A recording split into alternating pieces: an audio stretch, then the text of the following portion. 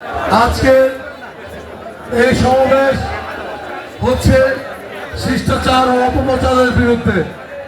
তার বিরুদ্ধে এই ফ্যাসিস্ট আওয়ামী লীগের বিরুদ্ধে, যারা বিগত 17 বছর আমার নেত্রীকে কিভাবে বাড়ির থেকে বের করেছে।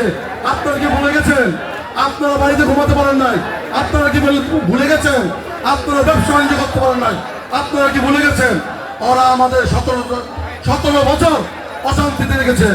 ইনশাআল্লাহ আমরা জনগণকে সাথে নিয়ে এবং যুবদলের নেতৃবৃন্দকে সাথে নিয়ে প্রত্যেকটা পাড়ায় পাড়ায়, এলাকায় এলাকায়, প্রত্যেকটা ফ্ল্যাটে আপনারা তল্লাশি চালিয়ে দেখুন। তারা বিভিন্ন এলাকায় ঘাপটি মেরে বসে আছে এবং এই ঘাপটি মেরে বসে তারা ফেসবুকের মাধ্যমে আজকে অপপ্রচার চালাচ্ছে, যেটা বাংলাদেশে কখনো হয়নি।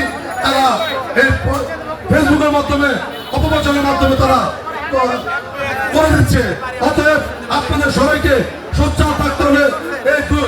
এই ফ্যাসিস্ট আওয়ামী লীগ, যুবলীগ, ছাত্রলীগের বিরুদ্ধে আর কোন নেতা কর্মী যদি এই ফ্যাসিস্টের আশ্রয়পত্র দেয়, ইনশাআল্লাহ আমরা তাদের বিরুদ্ধে আমরা নামবো ইনশাআল্লাহ। এই বলে আমার বক্তব্য শেষ করছি। খোদাবাদ, জিন্দাবাদ, বাংলাদেশ জাতীয় যুবদল।